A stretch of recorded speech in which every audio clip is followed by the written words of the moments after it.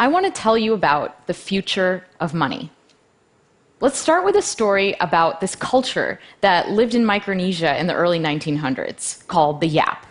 Now, I want to tell you about the Yap because their form of money is really interesting. They use these limestone discs called rye stones. Now, the Yap don't actually move these rye stones around or exchange them the way that we do with our coins because rye stones can get to be pretty massive. The largest is about 4 tons and 12 feet across. So the Yap just kind of keep track of who owns what part of what stone. Now, there's a story about these sailors that were transporting a stone across the ocean when they ran into some trouble and the stone actually fell in. Now, the sailors got back to the main island and they told everyone what had happened. And everyone decided that actually, yes, the sailors had the stone and why not? It still counted, even though it was at the bottom of the ocean. It was still part of the Yap economy. Now, you might think that this was just a small culture 100 years ago, but things like this happen in the Western world as well, and the Yap actually still use a form of these stones. In 1932, the Bank of France asked the United States to convert their holdings from dollars into gold. But it was too inconvenient to actually think about shipping all of that gold over to Europe. So instead, someone went to where that gold is being stored, and they just labeled it as belonging to France now. And everyone agreed that France owned the gold. It's just like those rye stones. The point I want to make with these two examples is that there's nothing inherently valuable about a dollar or a stone or a coin. The only reason that these things have any value is because we've all decided that they should. And because we've decided that, they do. Money is about the exchanges and the transactions that we have with each other. Money isn't anything objective. It's about a collective story that we tell each other about value, a collective fiction. And that's a really powerful concept. In the past 2 decades, we've begun to use digital money. So I get paid via direct deposit, I pay my rent via bank transfer, I pay my taxes online, and every month a small amount of money is deducted from my paycheck and invested in mutual funds in my retirement account. All of these interactions are literally just changing ones and zeros on computers. There's not even anything physical like a stone or a coin. Digital money makes it so that I can pay someone around the world in seconds.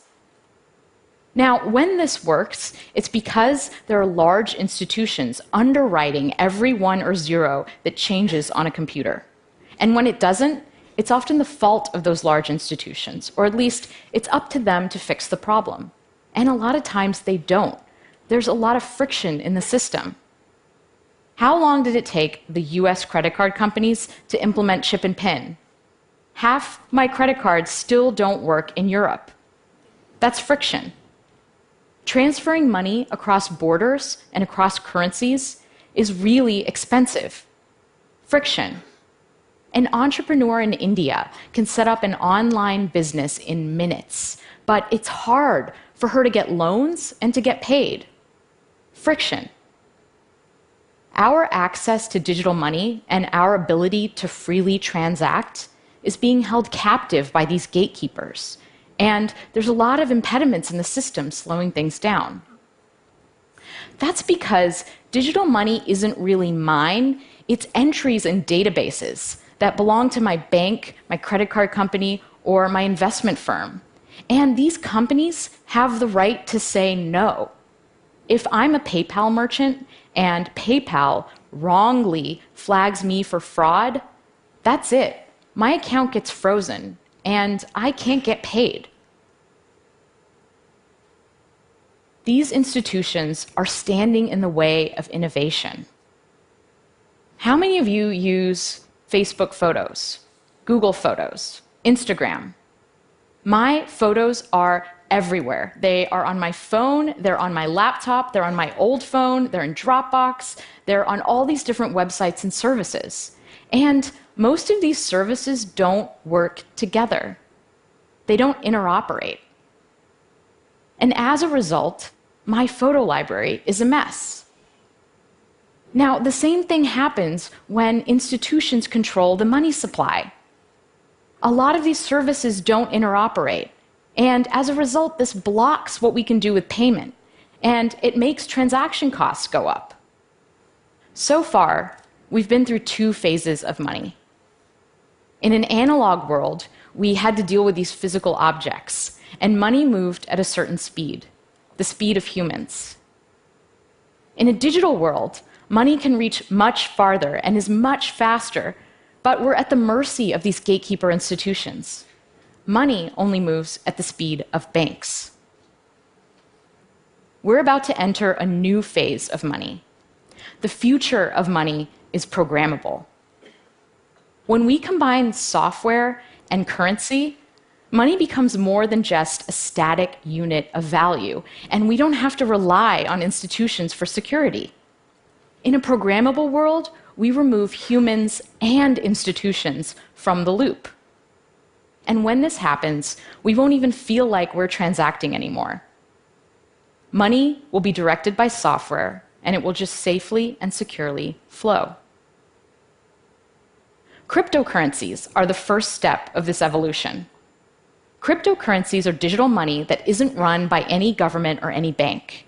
It's money designed to work in a world without intermediaries. Bitcoin is the most ubiquitous cryptocurrency, but there are hundreds of them. There's Ethereum, Litecoin, Stellar, Dogecoin, and those are just a few of the more popular ones. And these things are real money. The sushi restaurant down my street takes Bitcoin. I have an app on my phone that I can use to buy sashimi. But it's not just for small transactions. In March, there was a transaction that moved around 100,000 Bitcoins. That's the equivalent of 40 million US dollars. Cryptocurrencies are based on a special field of mathematics called cryptography. Cryptography is the study of how to secure communication, and it's about two really important things: masking information so it can be hidden in plain sight, and verifying a piece of information's source. Cryptography underpins so many of the systems around us, and it's so powerful that at times the US government has actually classified it as a weapon. During World War II, breaking crypto systems like Enigma was critical to decoding enemy transmissions and turning the tide of the war. Today, anyone with a modern web browser is running a pretty sophisticated crypto system. It's what we use to secure our interactions on the internet. It's what makes it safe for us to type our passwords in and to send financial information to websites. So what the banks used to give us, trustworthy digital money transfer, we can now get with a clever application of cryptography. And this means that we don't have to rely on the banks anymore to secure our transactions. We can do it ourselves. Bitcoin is based on the very same idea that the Yap used, this collective global knowledge of transfers. In Bitcoin, I spend by transferring Bitcoin, and I get paid when someone transfers Bitcoin to me. Imagine that we had this magic paper. So the way that this paper works is I can give you a sheet of it, and if you write something on it, it'll magically appear on my piece as well. Now, let's say we just give everyone this paper, and everyone writes down the transfers that they're doing in the Bitcoin system. All of these transfers get copied around to everyone else's pieces of paper, and I can look at mine, and I'll have a list of all of the transfers that are happening in the entire Bitcoin economy. This is actually what's happening with the Bitcoin blockchain, which is a list of all of the transactions in Bitcoin, except it's not done through paper. It's done through computer code running on thousands of networked computers around the world. All of these computers are collectively confirming who owns what Bitcoin. So the Bitcoin blockchain is core to how Bitcoin works. But where do Bitcoins actually come from? Well, the code is designed to create new Bitcoin according to a schedule. And the way that it works is that to get those Bitcoin, I have to solve a puzzle. a random cryptographic puzzle. Imagine that we had 15 dice, and we were throwing these dice over and over again. Whenever the dice come up all sixes, we say that we win. This is very close to what these computers are all actually doing. They're trying over and over again to land on the right number. And when they do, we say that they've solved the puzzle. The computer that solves the puzzle publishes its solution to the rest of the network and collects its reward, new bitcoins. And in the act of solving this puzzle, these computers are actually helping to secure the Bitcoin blockchain and add to the list of transactions. Now, there are actually people all over the world running this software, and we call them Bitcoin miners. Anyone can become a Bitcoin miner. You can go download the software right now and run it on your computer and try to collect some Bitcoins. I can't say that I would recommend it because right now, the puzzle is so hard and the network is so powerful that if I tried to mine Bitcoin on my laptop, I probably wouldn't see any for about 2 million years. The miners, professional miners, use this special hardware that's designed to solve the puzzle really fast.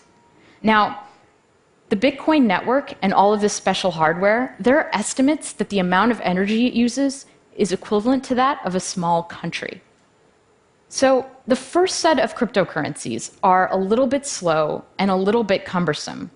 But the next generation is going to be so much better and so much faster. Cryptocurrencies are the first step to a world with a global programmable money.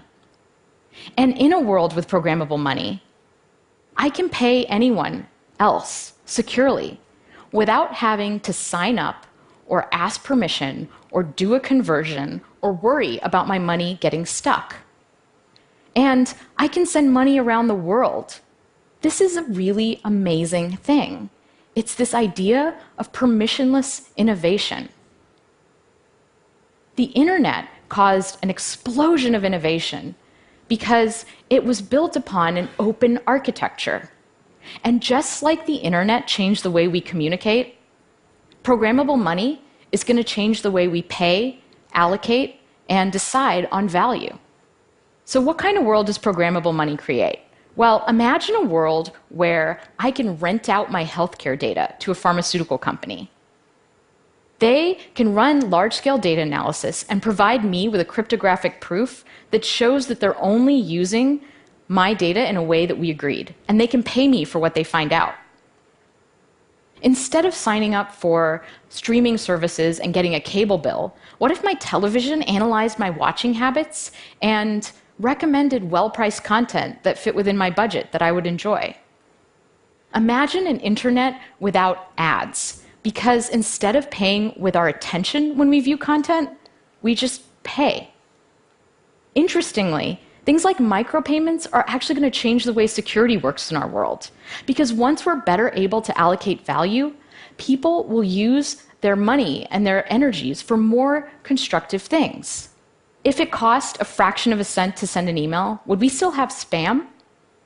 We're not at this world yet, but it's coming. Right now, it's like we're in a world that is seeing the first automobile. The first cryptocurrency, like the first car, is slow and hard to understand and hard to use. Digital money, like the horse and carriage, works pretty well, and the whole world economy is built on it. If you were the first person on your block to get a car with an internal combustion engine, your neighbors would probably think you were crazy. Why would you want this large, clunky machine that breaks down all the time, that lights on fire, and is still slower than a horse? But we all know how that story turns out. We're entering a new era of programmable money, and it's very exciting, but it's also a little bit scary. Cryptocurrencies can be used for legal transactions, just like cash is used for crime in the world today. When all of our transactions are online, what does that mean for surveillance? Who can see what we do? Who's advantaged in this new world and who isn't? Will I have to start to pay for things that I didn't have to pay for before? Will we all become slaves to algorithms and utility functions? all new technology comes with trade-offs. The internet brought us a lot of ways to waste time, but it also greatly increased productivity. Mobile phones are annoying because they make me feel like I have to stay connected to work all the time, but they also help me stay connected to friends and family. The new sharing economy is going to eliminate some jobs, but it's also going to create new flexible forms of employment. With programmable money, we decouple the need for large, trusted institutions from the architecture of the network. And this pushes innovation in money out to the edges where it belongs. Programmable money democratizes money. And because of this, things are going to change and unfold in ways that we can't even predict. Thank you.